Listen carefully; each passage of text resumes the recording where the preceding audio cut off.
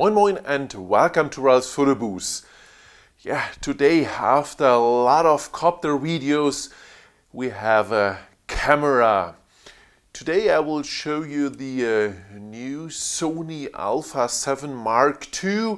So there's only a small sign which you can see here on the camera. These are these two small initials here, Mark II. And so you know the Sony Alpha 7. This was the first mirrorless camera with a full frame sensor coming from Sony. Till now we have the Alpha 7R with 36 megapixel full frame sensor and the 7S 12 megapixel full frame sensor.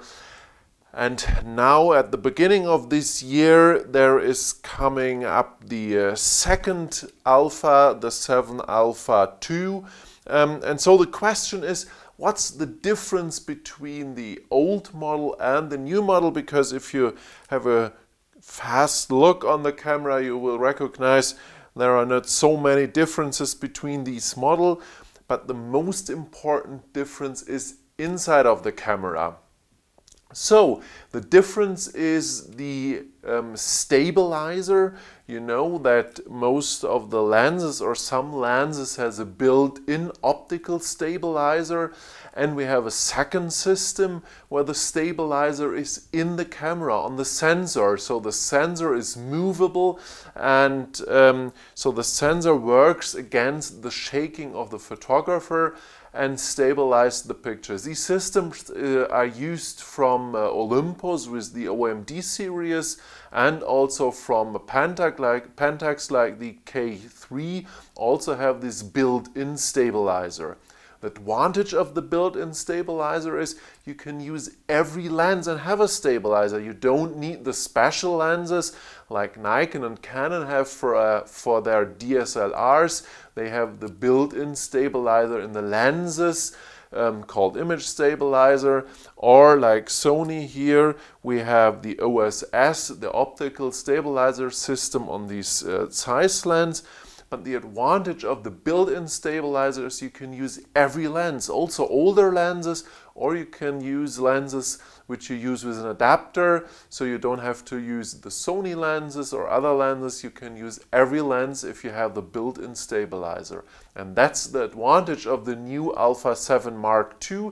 This one has the built-in stabilizer. So it's the first camera with a full frame sensor with a built-in stabilizer on the sensor. As I said before, we only have cameras till now from Olympus with a Micro Four Thirds sensor and cameras like the K3 with an APS-C sensor. So the Sony is the first one which comes with a stabilizer on the sensor, and we have a full frame sensor. If you have a look in the camera you will see the sensor, and there's almost no difference because the sensor looks the same. It's actually the same sensor, almost the same sensor like in the Alpha 7, but the sensor is on the plate and it's a little bit movable. The sensor moves and moves against the shaking of the photographer. And you may know the Olympus system which works in 5-axis, and exactly the same the Alpha 7 Mark II sensor does. It works in 5-axis. So you may ask, 5-axis? We only have 3 axes in the room. Yes, they have 5-axis, and I explain you what this means. First of all, we have the shaking in the horizontal way. That's this way, axis number 1. Then we have the shaking in the vertical axis. That's this one. Then we have the shaking around the yaw axis. That's this one. Then we have the shaking on the roll axis. That's this one. And we have the shaking on the tilt axis. That's this one. So we have 1, 2, 3, 4, 5. These are the 5 axes the sensor will stabilize. Now the next question is, what when we use a lens with a built-in stabilizer like this one? You see we have the OSS Optical Stabilizer system here in the size lens. Then the camera will recognize that we use a lens like this one, and the sensor stabilizer only works in the last 3 axes. So the stabilizer in the camera works only in the yaw, in the roll, and in the tilt axis, and the stabilizer of the lens works in his origin way, left, right, or horizontal and vertical. So the camera divides the stabilizer action, one part to the lens and one part to the body. This makes the camera automatically, when the camera recognizes that there is a lens with OSS on the camera. If you use older lenses or lenses without a stabilizer, or if you use lenses with an adapter from other companies, then the stabilizer works only, the 5-axis stabilizer works only in the camera, so you have the advantage that you can use these old lenses, or you can use lenses from other companies. Now the big question is, how good is the stabilizer? Usually the stabilizer gives you like 2 f-stops up. I tried this one, I make different pictures, and it depends a little bit where you work, if you're outside, if it's very cold, or if it's inside, if you can work stable, if you have to follow a subject or stuff like this. But usually you get for sure 3 f-stops, maybe you get a little bit more than 3 f-stops. What does it mean? When we have a lens like this one, it's 24 millimeter up to 70 millimeter. When we go to a focal length like 60 millimeter, you should use a shutter time of 1/60th of a second. So the rule is, take the shutter time of the focal length. In this you go to 60 millimeter, then we have to use a shutter speed of 1/16th of a second.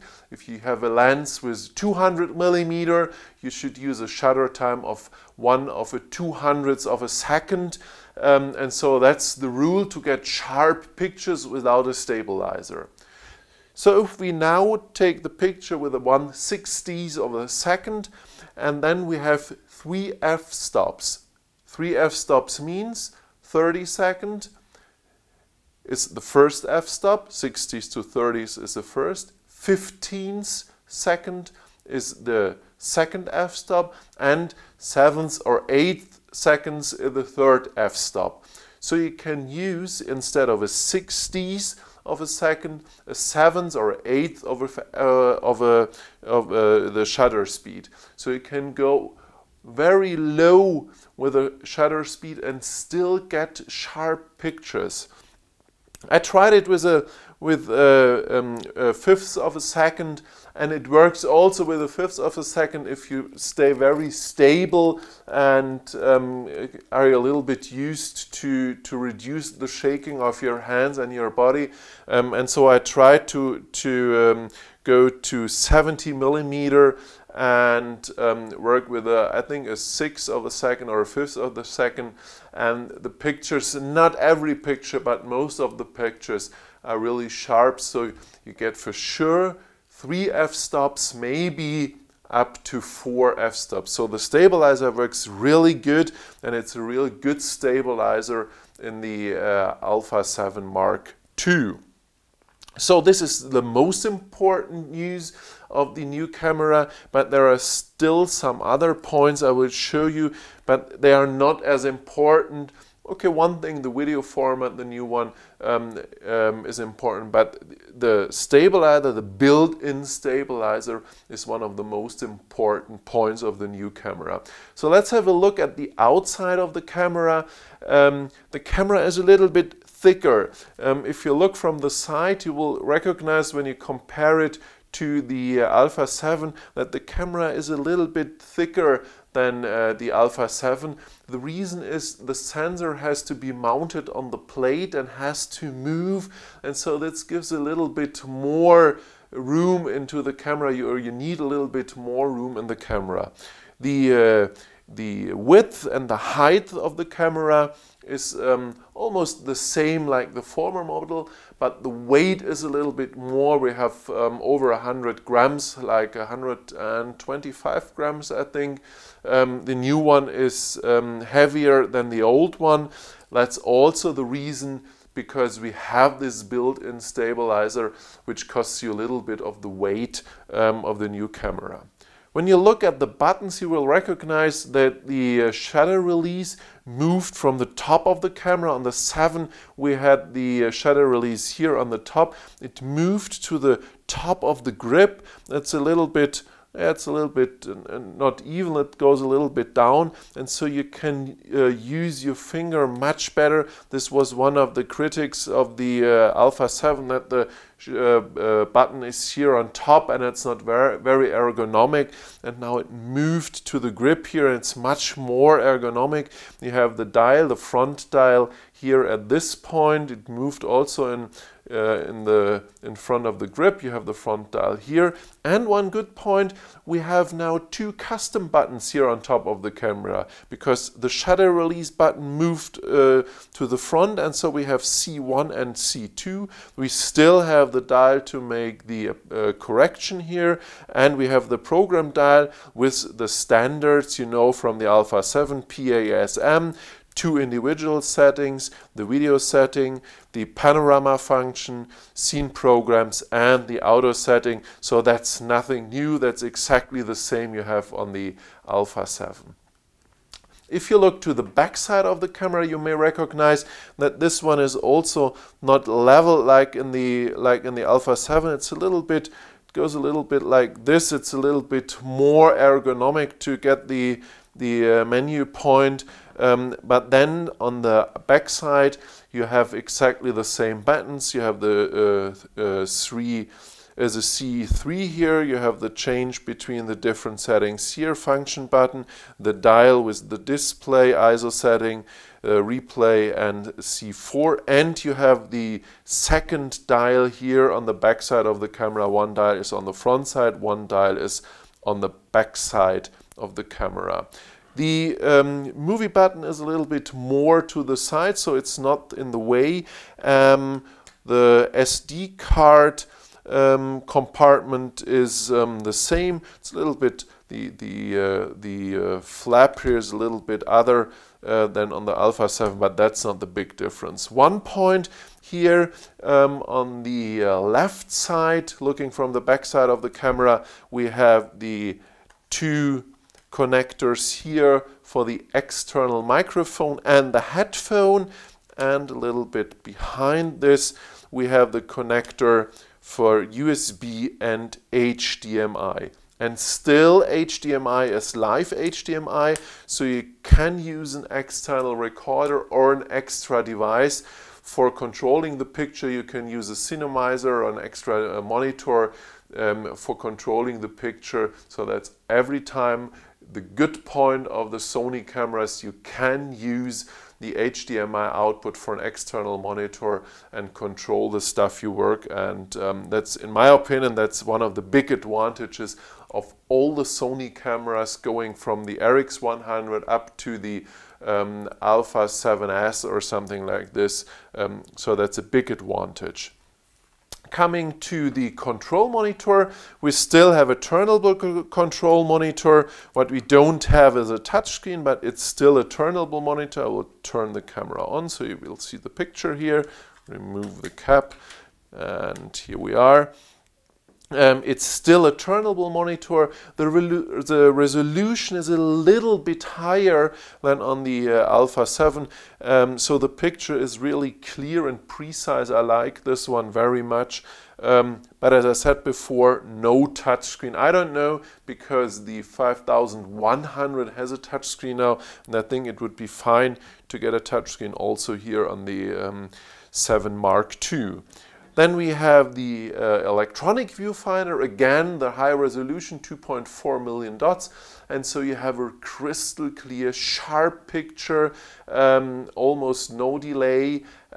So I like this one very much. In like 2 years ago, I only used optical viewfinders, and I never thought that I would love so much these electronic viewfinders, but now it is. I love these electronic viewfinders because you can see everything. You can work in the menus. You have your level meter. You have all the settings of the camera in the view, and so it's a very crystal clear picture.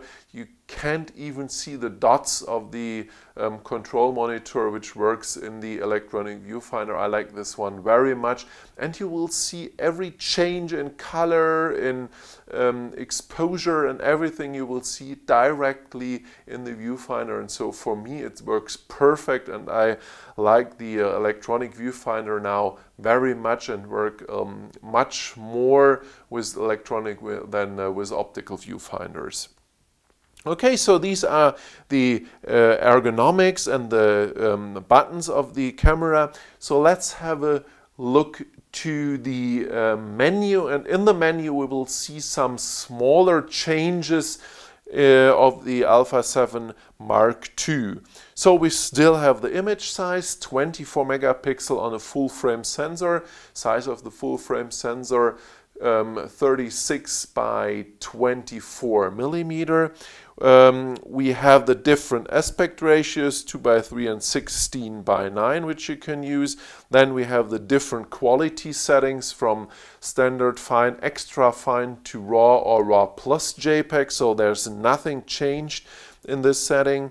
If you want to go to the next under menu, just move with the dial here. You go in the menu, and with the backside dial you can go step by step to the different under menus. Again, with the front dial you're in the menu up and down, and with the back dial you change the under menu.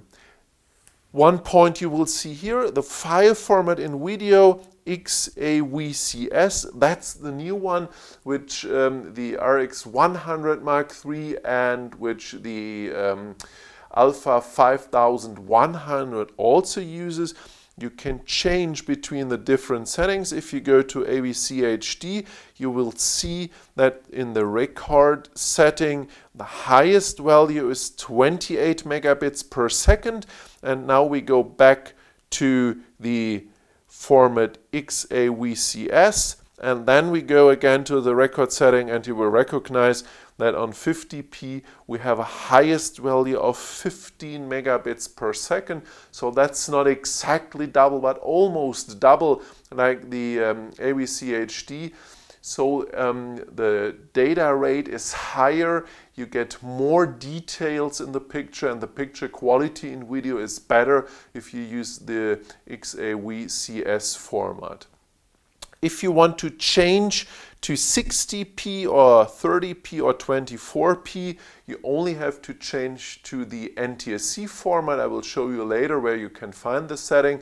Then when you go to the NTSC format, you have the 60p settings. Also in the AVC HD setting, you can change from 50 to 60 if you change in the setup menu from PAL to the NTSC TV format.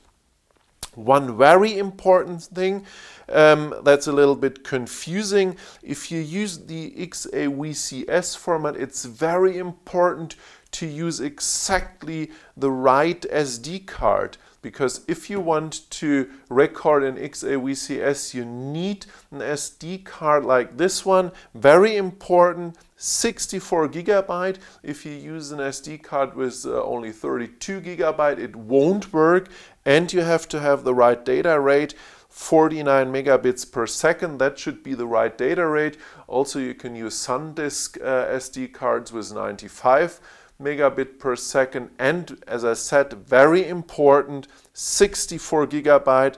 That has to be the size of the SD card. Smaller, like 32 or 16 gigabyte, won't work, and you cannot record in XAVCS format. So that's very important to use this 64 gigabyte card for recording in XAVCS. We still have the single shooting, we have the different drive modes, flash mode, flash compensation, then we have the red eye reduction, focus mode, again we have the different setting AFS, AFC, DMF, the combination of manual and autofocusing, manual autofocus we have, so there are not the big changes, we have the different settings here from flexible spot in 3 sizes to the center zone and white setting of the autofocus. Here you can change the position of the autofocus with the 4-way button here on the right side. Going back, we have the focus settings here, which I showed you before. I put the focus settings directly on the OK button of the program dial here, or of the dial here. So when I press the OK button in the middle, I can move directly the focus point to the place I want it. So that's my setting when I use the Alpha 7 or 7S AF illuminator. Then we have exposure compensation, exposure step. Important point, ISO setting.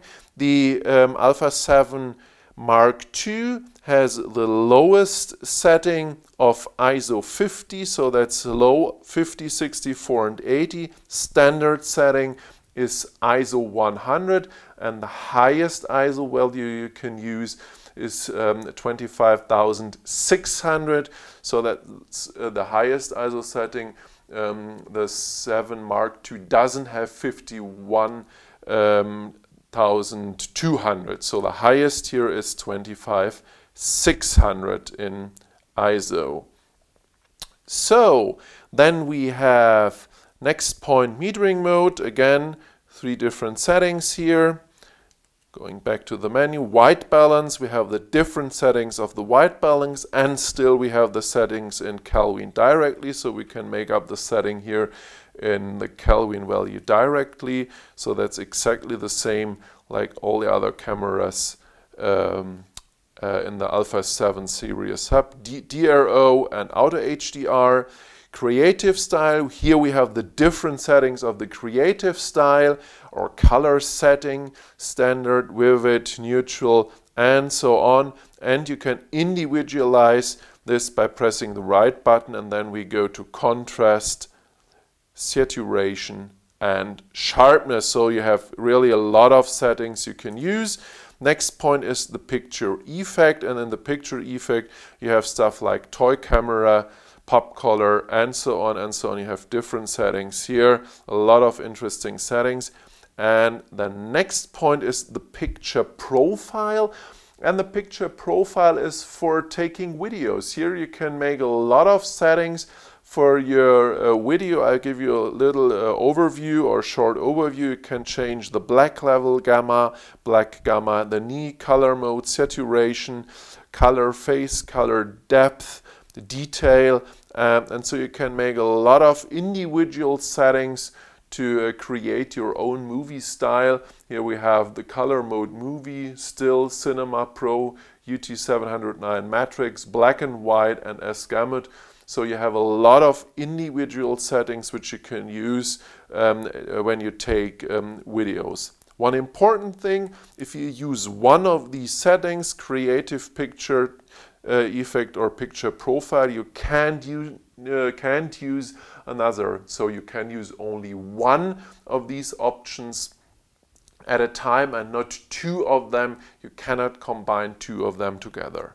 Okay, so next point, long exposure noise direction, high ISO noise direction, center lock, AF, smile face detection, soft skin effect, auto object framing. Next one is the steady shot. That's what I explained to you before. We have the steady shot or the stabilizer built in the camera. You can turn it on and off. Off you can use if you work from the tripod. Then it can be a good idea to turn it off. But I never recognized that when I turn the stabilizer on that I get blurred picture from a tripod. So, but you can do so. Steady shot settings. Usually you work in auto mode, but if you have lenses from other factory or from other companies, or if you use lenses with an adapter, you can go to manual, and then you can set the focal lengths here in the individual menu, and you see we have a lot of different settings here, which goes up like I think to 800 or 1000 millimeter. So you have the option also to set the focal lengths manual if you use lenses which are not recognized automatically here with the camera from the Alpha 7 Mark II. Color space, auto slow shutting, audio recording, audio out timing, wind noise reduction. So there are no really new stuff in this menu. Zebra MF assist, yes, we have the MF assist with the magnification, grid line, marker display, marker settings. Oops, then we have the audio level display, auto review, you can set the time. You have the different settings for the display button, so you can change here the settings for monitor and for the finder individually. Important point here is the level. You get the 3D level meter in the display. You have the peaking level if you make manual focusing, different colors, exposure set guide. Live view display, you can set up if you want to see all the effects directly on the screen and in the display. And one very important point is the face detection area. What means this? The face detection area is the area where the sensor has these face detection sensors. What does it mean? Usually when you have a camera like this, a mirrorless camera, you only work with the contrast autofocus. So the camera tries to get the highest contrast, and when the contrast is highest, the picture should be sharp. And the camera does it in turning the focus in the one direction and in the other direction, and it turns the focus as long as the camera recognizes the highest contrast, and then the picture should be sharp. So that's the point where you can see when you look through the camera and you have a slow contrast autofocus system, you can see that the camera is like pumping, and the sharpness goes up and down, and then at a sudden point the sharpness is perfect, and that's it. But it takes time. If you have DSLR camera, the DSLR camera has a second autofocus system, and the second autofocus system is the face detection autofocus system, not face detection for phase, but phase with PH, face detection autofocus system. And therefore behind the main mirror in the middle of the picture is a second mirror, so the light goes through the first mirror, through the second mirror, and in the bottom of the DSLR there is the face detection sensor, which is responsible for the sharpness or the autofocus of the system. And what's the advantage of this face detection system? This system recognizes exactly where the lens is, if it's before the focus or is it behind the focus. So if the focus is here and this is the point where you get the sharp picture, and the lens or the focus of the lens is more away, then the camera knows exactly that the focal length should go back to this point, and if the focal length is before, the camera knows exactly that the focal length of the lens goes a little bit more far away. So the camera knows exactly where the sharp point is, and the camera can adjust the lens, the focal length, or the focal setting of the lens, not the focal length, but the setting of the lens exactly to the point where the picture is sharp. So no pumping, no trial and error, just on the point. The lens moves the focal system exactly to the point where the picture is sharp. So that's the advantage of the face detection system.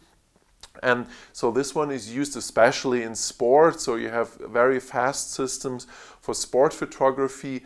So the camera is very fast and autofocusing, no trial and error, just on the point, and that's it. So that's the advantage. The problem here is you don't have the mirror and you only have the main sensor. So you only have the main sensor, and the new point is that on this main sensors there are some pixels which work like a face detection system. So there are at the Sony, I think, 119 points which work like the face detection system, and so you have the advantage also which you have at an DSLR camera. And so if you look, you will see when you turn on the camera and has pointed that you see this area, you will see, I changed the display, then it's a little bit better to see. Here you see this is the area where these face detection works. You can try this very easy how fast it is if you have a point here, and now you see I go in far focusing, and now we go here to the point, and if I press the shutter release, the camera will focus. It's a little bit too close, I think. Will focus. Where's my point? Up here we are. Just give me a second. I have to make it a little bit bigger because otherwise you won't see it. It's now in small. I make the point a little bit bigger, then you will see it a little bit better. So now we have this is the focus area, and if I press the button, you will see that it works on the point. And now I move this field out of the face detection area. It's very difficult. I try to make it a little bit more unsharp. Yes, now you have seen that the camera moves the focus up and forward. You see 1, 1, 1. It works forward, backward, forward, and then the point is sharp. And if I use it here in this area where the face detection work, you will see that the camera directly goes on the point. So that's the difference between these two systems. And so the system, the face detection, is a little bit faster and more precise, and that's the reason why they give you this area here where you can see that this is the area with the fastest or the faster autofocus. Coming back to the next point, finder monitor, auto change. You can see we have the sensor here, so the camera changed automatically to the electronic viewfinder. Then you have the different settings for the shutter release, exposure compensation. You can set different bracketings, face registration. One important size is the APS-C size capture. So you can use on this camera, the camera has an E-mount, you can use on this camera also lenses for APS-C. I have an Alpha 6000, and I have these 10 to 18 millimeter lens. I like this one very much. And yes, you can put these 10 to 18 millimeter lens here on the Alpha 7. And if you do so and you have set it to auto setting, you will see that the size of the picture is resized, and if you look to the megapixel, you will see that we have here on top, we only have 10 megapixel, and so the camera changed automatically to the APS-C format. You can undo this if you said, no, I don't want this, off, I want the whole full frame, even if I use the APS-C lens, and then you will see you have here 24 millimeter, but if you look to a white sheet of paper, you will see the vignetting here, the dark corners in the picture. Hide the information. You will see these vignetting outside. So if you want this, you can do, but usually you should make the setting automatically, and then the camera changed automatically, and you will see you have the smaller image size and no vignetting anymore. So that's the way when you use APS-C lenses here on the full frame Alpha 7 camera. Okay, so this was the APS-C size capture, lens compensation. Here we have the function menu. The function menu, if you press the function button, you will see you have 2 lines with 6 individual settings, and that's what you can do. You can change these settings here. So if you don't want to have the AFS here or the autofocus mode setting, you can put another point here. You have, I think you can change between 59 or 60 different settings. If you want to change one of these settings, it's very easy. Press the FN button, go to the point you want to change, and then turn the front dial, and you see you can make the setting very fast and very easy. Also, if you want to change the ISO setting, just turn the front dial and you see we can change the ISO setting. If you want to change the drive mode and want to make bracketing, or you want to make high-speed pictures, just turn the front dial, and it's very easy to change the settings here. You also can change the settings if you press the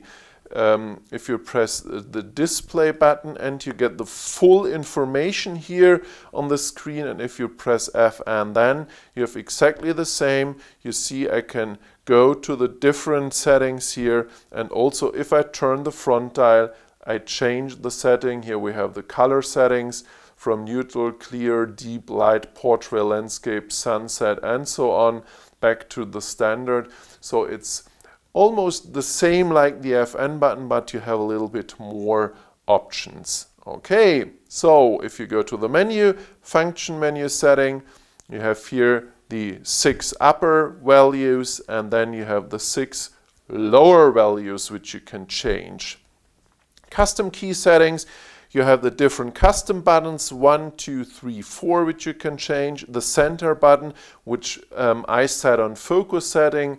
And on the next page, you have the left, right button, left, right, and down button, EAL button with the middle AFN, and the focus hold button.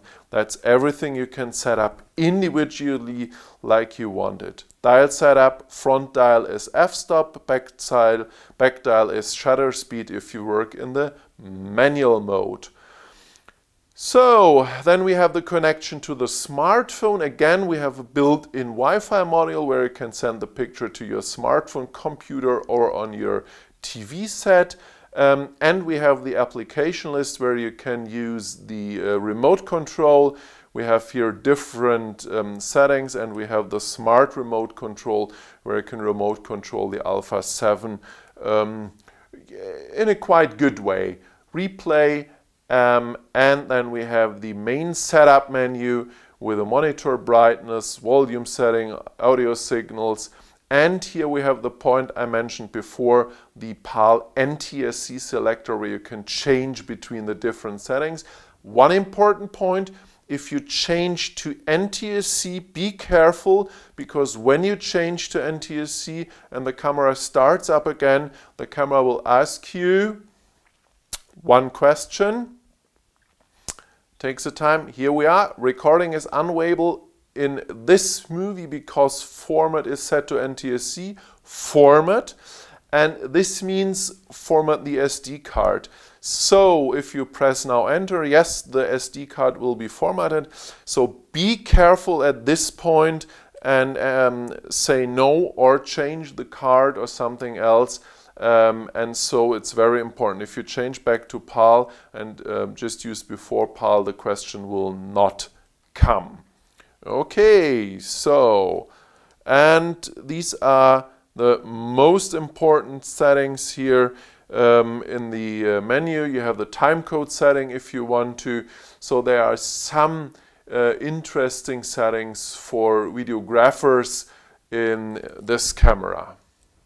Okay, so these were the most important settings of the camera. If you want to see a little bit more, I have a video of the Alpha 7 and 7S, and there I explained the menu a little bit more in depth. Maybe I will do this for the Alpha 7 II also, and will show you how the smartphone remote control works. But for now, this is these were the most important things. Most important at all is the built-in stabilizer on the sensor. Talking about picture quality, the picture quality is almost the same like with the Alpha 7. We have almost the same sensor, full frame sensor, 24 megapixels, so good noise also in the, or less noise also in the higher ISO values. But again, go to my Flickr account, and on my Flickr account you will see the test pictures, and in the test pictures you can justify by yourself if the quality of the pictures is good enough for you. All over, I think Sony makes a real good job, because the Alpha 7 series is a series which I like very much. You have the Alpha 7 II, which is in the middle, 24 megapixel. It has a good ISO or a good noise value also in the higher ISO values. It has good sharpness, good detail. It's the all-rounder. If you want more details, you go to the Alpha 7R, 36 megapixel, lots of details, but not so good noise in the higher ISO settings. And you have the Alpha 7S, 12 megapixel on the full frame sensor. Absolutely low light specialist, where you can go up in the high ISOs up to 6400 and you won't see any noise. And for sure, that's the 4K camera for videographers. So the Alpha 7S is the only of the Alpha 7s which can 4K. So also this one can't 4K, only the full HD XAVCS format. So the lineup, I think, is very good, and they make very good lenses still. And they have a lot of new lenses in the pipeline for this year. And though I think Sony makes a real good job with the Alpha series, and I'm interested to see what comes up in the year 2015 with the next Alphas. There are still some in the pipeline, and I hope they will come in the next few months. Okay, so that's it, the Sony Alpha 7 Mark II with a new built-in stabilizer, XAVCS video format, the face detection sensor, which we had also in the also in the Alpha 7 series, and so it's a real nice package. So I hope you enjoyed my review here of the Sony camera. If so, give me a like, subscribe to my channel, share my video, and if you want to support me, you can buy your stuff from an Amazon link, which I also have here under my video, and so I would to thank if you support me. That's it for today. Thanks for watching me. There are coming up more videos in the next days, but to be honest, not from cameras but from copters. And so I thank you, and as always, have fun in taking pictures, and bye and moin moin.